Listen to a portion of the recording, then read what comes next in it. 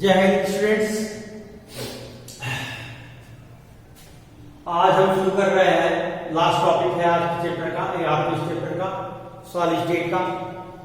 इसके बाद स्टूडेंट्स हम केमिकल काइनेटिक्स पढ़ेंगे।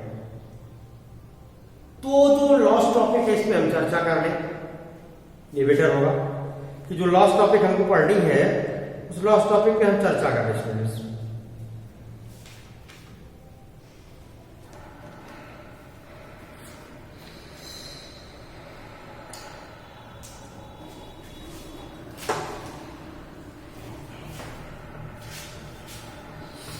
ये लास्ट टॉपिक क्या है students? Metal excess defect due to cation interstitial site. इसमें मेटल एक्सेस होता है, मेटल एक्सेस मतलब मेटल की क्वांटिटी बढ़ती है, मेटल का जो इसकी मेटल की जो इसकी स्टोइकियोमेट्री है, मेटल का जो रेशियो है स्टूडेंट्स वो बढ़ जाता है। इसमें मेटल की जो स्टोइकियोमेट्री है स्टूडेंट्स, मेटल का जो रेशियो है वो इंक्रीज हो जाता है, बढ़ जाता है। कैसे बढ़ता है? मेटल की संख्या बढ़ जाती है, मेटल कहां चला जाता है? इंटरस्टिशियल साइट पर चला जाता है। आइए देखिए कैसे। ये क्रिस्टल लिखिए ZnG, एक एलिमेंट है स्टूडेंट्स। जिंक में ZnO क्रिस्टल की हम व्याख्या करेंगे।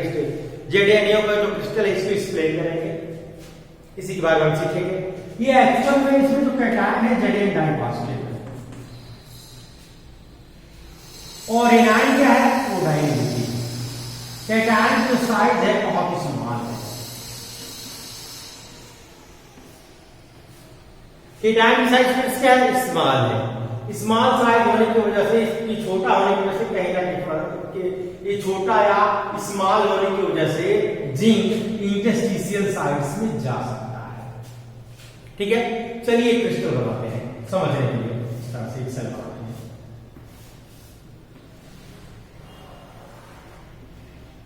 ये हमने बना रहे हैं ZnO का। ZnO में क्या होगा स्टूडेंट्स? Zn डाइफॉस्फेट ओडाइन, Zn डाइफॉस्फेट ओडाइन, Zn डाइफॉस्फेट ओडाइन, Zn डाइफॉस्फेट ओडाइन, Zn डाइफॉस्फेट ओडाइन, Zn डाइफॉस्फेट ओडाइन। इस तरह का क्रिस्टल बना। अब इसमें रेशियो देखिएगा 1 2 3 4 5 6। जिंक और इसका जो रेशियो है, जिंक कैटायन और ऑक्साइड एनायन का, वो कितना है स्टूडेंट्स? 1 2 3 4 5 6। ये रेशियो कितना है? 1 2 3 4 5 6। यानी जो कैटायन और एनायन का रेशियो अभी है 6:6। इसमें हुआ क्या स्टूडेंट्स? एक जिंक मान लीजिए कंडीशन कुछ ऐसा हो गया कि एक जिंक यहां आकर के इंटरस्टिशियल साइट में जाके फिक्स हो गया। तो अब देखिए Zn डाइफॉस्फेट ओडाइन नेगेटिव, Zn डाइफॉस्फेट ओडाइन नेगेटिव, Zn डाइफॉस्फेट ओडाइन नेगेटिव, Zn डाइफॉस्फेट ओडाइन नेगेटिव, Zn डाइफॉस्फेट ओडाइन नेगेटिव, Zn डाइफॉस्फेट ओडाइन नेगेटिव। स्टूडेंट इस तरह से हुआ, ध्यान रखेंगे स्टूडेंट इस चीज को। अब एक चीज देखिए, ऐसे में अगर जिंक आ जाए यहां इंटरस्टिशियल साइट में आके बैठ, ऐसे में स्टूडेंट्स अगर जिंक आके यहां इंटरस्टिशियल साइड में फिक्स हो जाए स्टूडेंट्स, जिंक कहां चला है? एक इंटरस्टिशियल साइड में चला है, यहां आके फिक्स हो जाए। तो जो रेशियो हुआ कैसा हो गया स्टूडेंट्स? जिंक की संख्या 1 2 3 4 5 6 और 7 हो गई।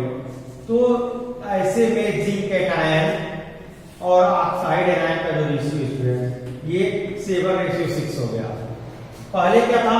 6:6 था, अब रेशियो 7:6 हो गया। ऐसे में स्टूडेंट्स स्टोइकियोमेट्री डिस्टर्ब हो गई। ये लिखिए नॉन स्टोइकियोमेट्रिक डिफेक्ट है। लेकिन अभी एक चीज हमको ये देखना है स्टूडेंट्स, हमने पढ़ा है कि नॉन स्टियोमेट्रिक डिफेक्ट में भी न्यूट्रल जो है क्रिस्टल न्यूट्रल रहता है।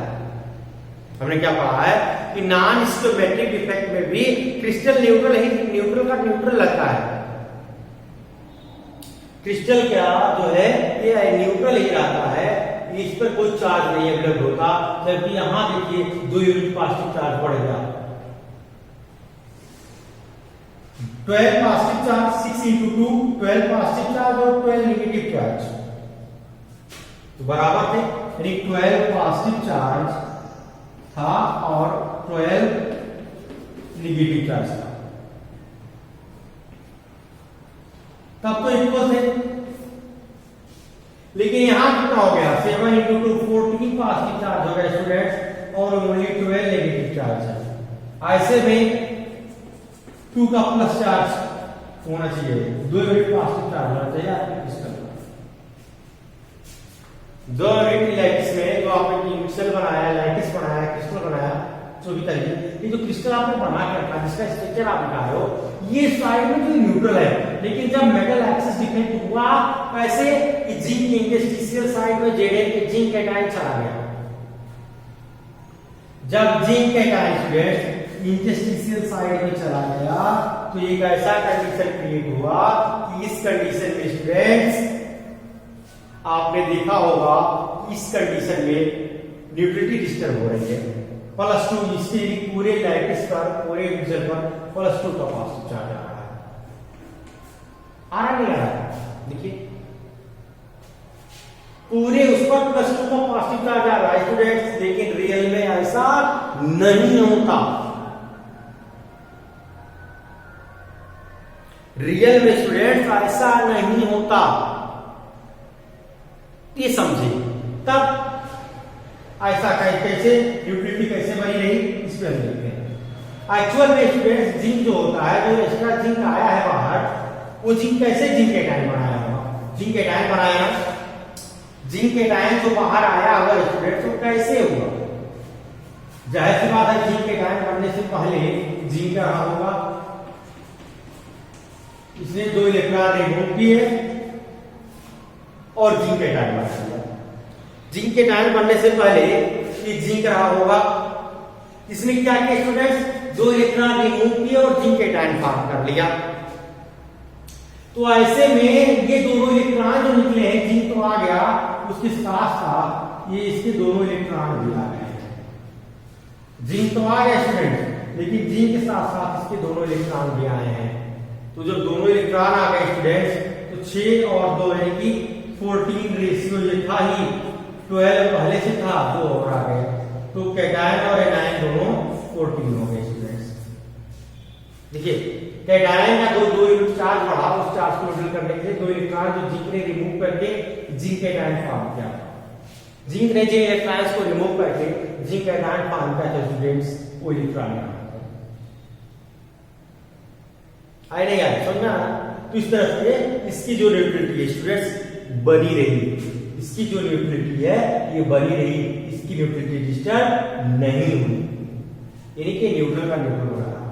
अब इस कंडीशन में एक चीज देखिए आप, अब ये बताइए कि डेंसिटी बढ़ी कि नहीं बढ़ी। जिंक का एक जिंक कैटायन अंदर आ गया स्टूडेंट्स, एक जिंक कैटायन अंदर आ गया, तो इसका मतलब डेंसिटी क्या होगी, एक जिंक कैटायन के अंदर आने का मतलब स्टूडेंट्स डेंसिटी बढ़ गई, इंक्रीज हो गई। एक जिंक कैटायन इसका अंदर आया स्टूडेंट्स, जिससे जो क्या हुई डेंसिटी इंक्रीज हो गई स्टूडेंट्स। एक जिंक कैटायन इसका अंदर आया जिससे क्या हो गई डेंसिटी इंक्रीज हो गई।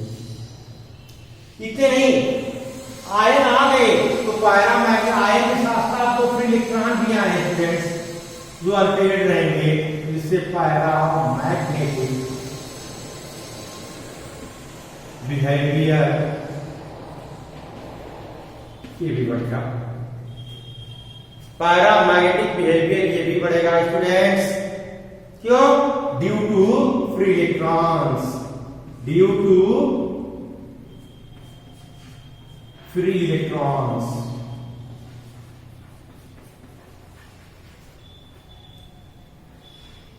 फ्री इलेक्ट्रॉन्स के होने की वजह से स्टूडेंट्स पैरामैग्नेटिक कैरेक्टर इसका इंक्रीज होगा, और इसके साथ साथ पैरामैग्नेटिक कैरेक्टर के साथ साथ एक कंपाउंड कैसा हो जाएगा स्टूडेंट्स, कलर हो जाएगा। क्यों? आप जानते हैं डी ब्लॉक एलिमेंट्स आपको पढ़ा चुके हैं, अनपेड इलेक्ट्रॉन ही मैग्नेटिक बिहेवियर और कलर के लिए रिस्पांसिबल होते हैं। डी ब्लॉक के एलिमेंट्स में, ये डी ब्लॉक एलिमेंट्स है स्टूडेंट्स जी। डी ब्लॉक के एलिमेंट्स के आयन के कलर होने का रीजन उसका अनपेड इलेक्ट्रॉन ही होता है स्टूडेंट्स। तो ये सारी चीज हो गई, इसकी डेंसिटी बढ़ गई, पैरामैग्नेटिक बिहेवियर बढ़ गया, और ये कलर हो गया कंपाउंड। ये सारे तीन कैरेक्टरिस्टिक जो स्टूडेंट्स इस डिफेक्ट के आने की वजह से। अब नेक्स्ट टॉपिक हमारा स्टूडेंट्स क्या है, इसके हिसाब से इसका लीजिए, या फिर तो आप कॉपी में नोट कर लीजिए। अगर करना है आप कोई कॉपी लेके बैठे हैं तो सबसे बेटर है, अदरवाइज स्क्रीनशॉट ले लीजिए आप, ताकि बाद में आपको आसानी हो। अगर आप कॉपी पे लेके नहीं बैठे हैं तो स्क्रीनशॉट ले लीजिए। Okay, take screenshot. चलिए अब हम देखते हैं। अब मेटल एक्सेस डिफेक्ट पढ़ रहे थे, अब हमको पढ़ना है नॉन स्टियोमेट्रिक डिफेक्ट में स्टूडेंट्स मेटल डिफिशियंसी डिफेक्ट।